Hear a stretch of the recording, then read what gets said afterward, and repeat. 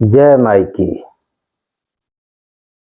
भगवती ललितांबा त्रिपुर सुंदरी श्री विद्या के संबंध में पिछली चर्चा में हमारे द्वारा श्री त्रिपुर सुंदरी के स्वरूप के उनके ध्यान की तात्विक व्याख्या के संबंध में चर्चा की गई कि उनके ध्यान, उनका स्वरूप किस तरह का है। इसी श्रृंखला को आगे बढ़ाते हुए इस एपिसोड में भगवती की जो पूजा विधि है, जो पूजा है, जो उनकी विशेष पूजा है, उसके ऊपर थोड़ी सी चर्चा प्रारंभ करते हैं। भगवती श्री विद्या एक विशेष विद्या है, इसे परा विद्या कहते हैं। और इन परा विद्या की जो पूजा विधि है वह भी विशेष ही है। यह जो पूजा विधि है इनकी, इस पूजा विधि का अर्थ यह है कि जो आत्मा है और जो ब्रह्म है उसमें एकता स्थापित करने का कार्य इनकी पूजा विधि करती है। आत्मा अर्थात साधक स्वयं, ब्रह्म अर्थात भगवती। ब्रह्म अर्थात वह सत्ता जो यहाँ हमें जो भी कुछ दृष्टिगोचर हो रहा है, दिखाई दे रहा है, सुनाई दे रहा है, समझ में आ रहा है, अनुभव में आ रहा है, और जो भी कुछ दिखाई नहीं दे रहा है, सुनाई नहीं दे रहा है, अनुभव में नहीं आ रहा है, वह सब कुछ क्या है? ब्रह्म सत्ता है। और आत्मा साधक स्वयं है, आत्मा प्रत्येक साधक के अंदर है। तो आत्म सत्ता और ब्रह्म सत्ता में एकता स्थापित करने की जो विधि है, जो मार्ग है, वह है भगवती ललितांबा की पूजा विधि। अब यह पूजा जो इनकी है वह 3 प्रकार की पूजा होती है। भगवती ललितांबा के संदर्भ में एक विशेष बात यह है कि यह ब्रह्म विद्या है, इसलिए थोड़ी सी क्लिष्ट है, कठिन है। इसलिए हम उन कठिन शब्दों को बहुत सरलीकृत व्यवहारिक भाषा में समझने का प्रयास करते हैं। तो भगवती की यह जो पूजा है वह 3 प्रकार की पूजा है। इसमें जो उत्तम पूजा इनकी मानी गई है वह परा पूजा मानी गई है। इन सभी पर अपनी चर्चा करेंगे। उसके बाद जो मध्यम पूजा है इनकी, वह परा पूजा मानी गई है। और उसके बाद जो साधारण इनकी पूजा है वह अपरा पूजा के नाम से विख्यात है। अर्थात जो सामान्य रूप से साधक पूजा करते हैं भगवती की, वह अपरा पूजा के नाम से जानी जाती है। और अपरा पूजा में क्या होता है? साधक और भगवती ये दोनों ही भिन्न भिन्न सत्ता होती है। साधक भगवती की पूजा कर रहा है, तो एक सत्ता तो साधक स्वयं है और एक भगवती है। तो साधक भले ही पूर्ण मनोयोग से पूरी श्रद्धा और विश्वास, समर्पण, श्रद्धा, भाव, भक्ति के साथ पूजा कर रहा है, किंतु द्वैत भाव तो है ही, 2 का भाव तो है ही। तो यह 2 का भाव जब तक रहता है तब तक साधक की जो पूजा होती है उसको अपरा पूजा कहा जाता है। अब ये द्वैत का जो भाव है वो धीरे धीरे करके तिरोहित होने लगता है, गलने लगता है। जब साधक साधना में आगे जाता है तो वह जब धीरे धीरे गलने लगता है तो साधक को ये भान होने लगता है कि वह जो भी कुछ है वह भगवती का ही अंश है। ईश्वर अंश जीव अविनाशी, वह भगवती का ही अंश है, उसी का स्वरूप है और उसे उसी में ही विलीन हो जाना चाहिए। उसकी सत्ता को उसमें ही समर्पित हो जाना चाहिए, सरेंडर कर देना चाहिए। तो इस तरह का जब ये भाव जागृत होता है तो उस भाव के साथ जो पूजा की जाती है उस पूजा को कहा जाता है परा पूजा। इसमें परा और अपरा दोनों ही हैं, इसलिए परा पूजा कहा जाता है। इसके बाद जब साधक पूर्ण रूप से तिरोहित हो जाता है, उसकी अपनी सत्ता पूर्ण रूप से गल जाती है, समाप्त हो जाती है, वह जो भी कुछ है वह भगवती का ही स्वरूप हो जाता है। फिर उसके द्वारा जो भी कुछ कर्म किया जाता है वह सब कुछ भगवती की आराधना साधना हो जाता है। इसके लिए शास्त्रों में वर्णन है कि ऐसे साधक जो भी कुछ कार्य करते हैं वो सब भगवती की साधना हो जाता है। वे अगर भोजन करते हैं तो भगवती की आहुति हो जाती है। वे अपने हाथों के द्वारा कोई भी कार्य करते हैं तो भगवती की पूजा में वो मुद्रा का स्वरूप हो जाता है।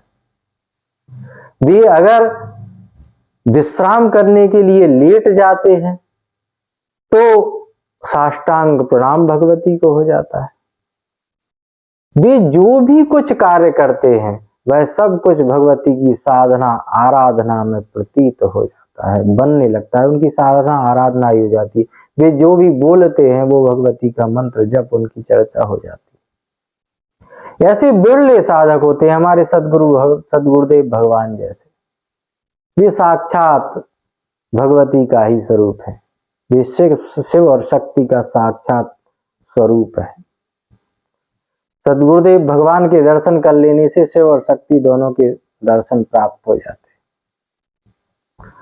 तो इस तरह का भाव जब जागृत होता है और उसके साथ जब साधक साधना करता है, पूजा करता है, आराधना करता है, तो वह पूजा परा पूजा कहलाती है।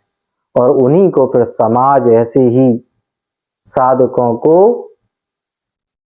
फिर अनेक नामों से जानने लगता है, उनको परमहंस कहने लगता है, परमहंसाकार व्यक्ति का मानने लगता है। उनके अंदर उसी तरह के भाव भी दिखाई देने लगते हैं। उनके पास बैठने पर उसी तरह का मनोदशा भी निर्मित होने लगती है। तो इस तरह से ये इनकी 3 तरह की पूजाएं हैं। और इन पूजाओं में जो अपरा पूजा है वह अभी हम सभी लोग करते ही हैं। तो जब भगवती है तो उनकी पूजा भी है, तो पूजा की विधि भी है। तो तांत्रिक पूजा की अपनी विधि भी होती है, क्रियात्मक विधि भी होती है। अभी तक तो भाव की चर्चा की, पूजा में जो भाव होने चाहिए उन भाव की चर्चा रखी है। अब पूजा की थोड़ी सी विधि को भी समझ लेते हैं। उसके पूजा की विधि के एक अंश को, छोटे से अंश को समझने का प्रयास करते हैं। पूजा तो बहुत बड़ी है, विस्तार से है। तो इस पूजा में जो तांत्रिक पूजा की जाती है उस पूजा में पात्रा साधन किया जाता है। पात्रा साधन का अर्थ क्या है कि भगवती तो पराम्बा है, परा है।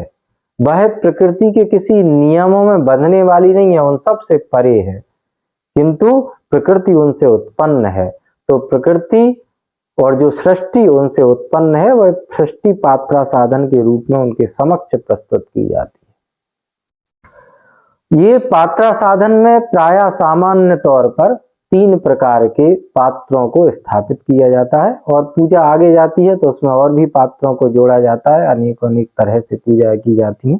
लेकिन सामान्य रूप से 3 पात्र, जिनमें पहला पात्र होता है वर्धनी पात्र। यह वर्धनी पात्र एक कलश होता है, वर्धनी कलश इसको कहते हैं, और इस कलश में जल होता है। लेकिन इसे ऐसे ही स्थापित नहीं किया जाता, पहले भूमि पर एक यंत्र बनाया जाता है। भूमि पर जो यंत्र बनता है वो तीनों ही पात्रों में, जितने पात्रा साधन के 3 पात्र होते हैं, तीनों ही पात्रों के नीचे भूमि पर बनाया जाता है और अलग अलग तरह से बनाया जाता है। प्रायः इसमें होता है बिंदु, त्रिकोण, षटकोण, वृत्त और चतुरस्र।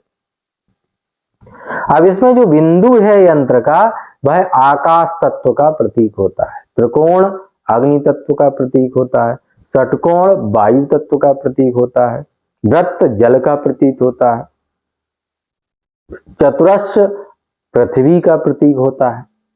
तो इस तरह से यह पंच तत्वों का प्रतीक होता है यह यंत्र, क्योंकि पंच तत्वों से ही सृष्टि की संरचना है। तो अभी सृष्टि का आरंभ हो रहा है तो पहले पंच तत्वों का प्रतीक यह यंत्र होता है। और उन पंच तत्वों को बांधने का जो कार्य करते हैं वे त्रिगुण करते हैं, सत्व रजस और तमस, सात्विक, राजस और तामस, यह 3 गुण प्रधान यह सृष्टि है। इनको बांधने का, इन तत्वों को बांधने का काम करते हैं और फिर उससे ही प्रकट होता है मनुष्य के अंदर हृदय, बुद्धि, मन, चित्त और अहंकार। इस तरह से यह जो 5 तत्वों का प्रतीक वह यंत्र है और फिर वह 3 गुणों में बंधा हुआ है। उसी 3 गुणों का प्रतीक उस यंत्र के ऊपर त्रिपदी रखी जाती है, एक आधार पात्र रखा जाता है और उस आधार पात्र के ऊपर उस वर्धनी कलश को स्थापित किया जाता है। तो यह सृष्टि का एक क्रम आरंभ हो रहा है। पंचतत्व को बांधने वाले त्रिगुण, उनके ऊपर फिर जो कलश है उसमें जल है और वह जल ज्ञान का प्रतीक है। तो फिर मनुष्य के अंदर ज्ञान का प्राकट्य होता है और फिर दूसरे कलश को हम स्थापित करते हैं, जो शंख के रूप में स्थापित किया जाता है। इसको सामान्यार्घ कहते हैं। यह जो सामान्यार्घ है, इसमें जो जल होता है वह जल ज्ञान का प्रतीक है। हमने पहले ही कहा कि वह जल तो ज्ञान का प्रतीक है, लेकिन ये मन के ज्ञान का प्रतीक है। सामान्यार्घ है इसलिए मन के ज्ञान का प्रतीक है। ज्ञान मर्घ्यम, जो मन का ज्ञान है उसका यह जल प्रतीक है। अर्थात मन के द्वारा जो मन में जो ज्ञान बसा पड़ा है, सांसारिक ज्ञान, जो शास्त्रों का पढ़ा हुआ ज्ञान है, जो हमने समझा है मन के द्वारा, जो हमने देखा है, उस तरह का जो ज्ञान है, जो व्यवहारिक ज्ञान है, वह सब व्यवहारिक ज्ञान का प्रतीक है यह सामान्यार्घ का जल।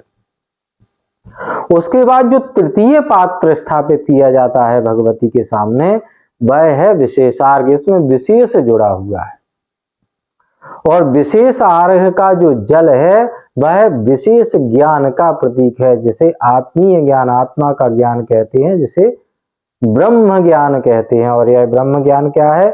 यही भगवती ही है। यह जो सामान्यार्घ क्या है? यह सामान्यार्घ भगवती का स्वरूप ही माना जाता है।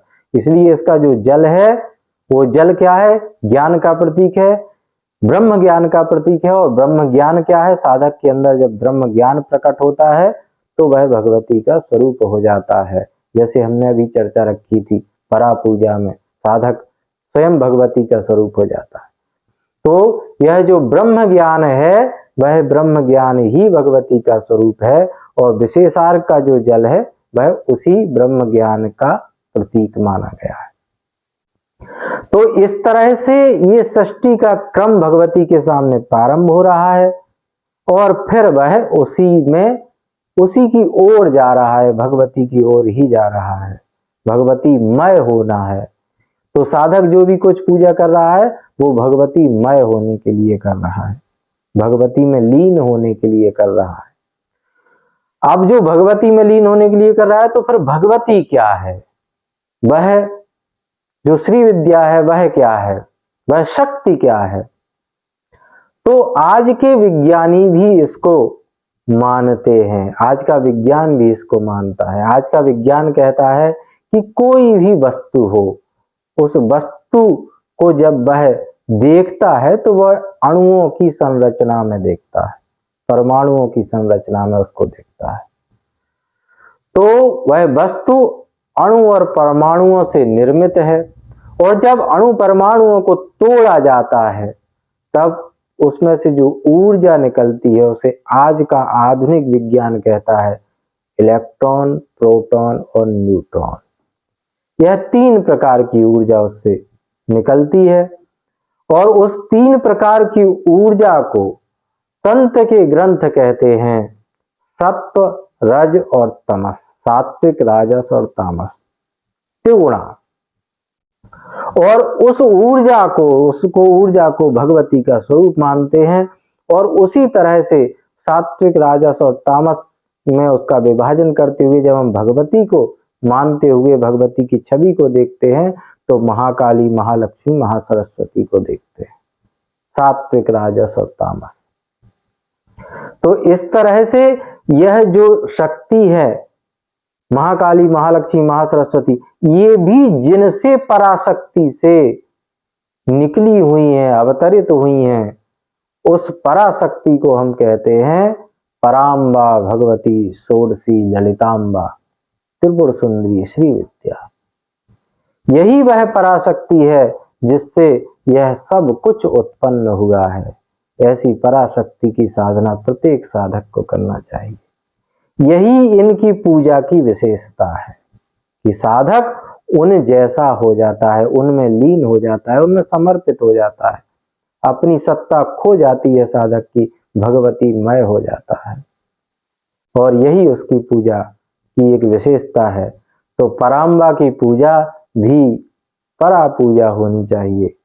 इसी दृष्टिकोण से यह चर्चा आपके सामने रखी। आगे भी भगवती की पूजा साधना मंत्रों से संबंधित जो भी कुछ रहस्य है उसको सरलीकृत करते हुए आपके सामने रखने का प्रयास करेंगे। जय माई की।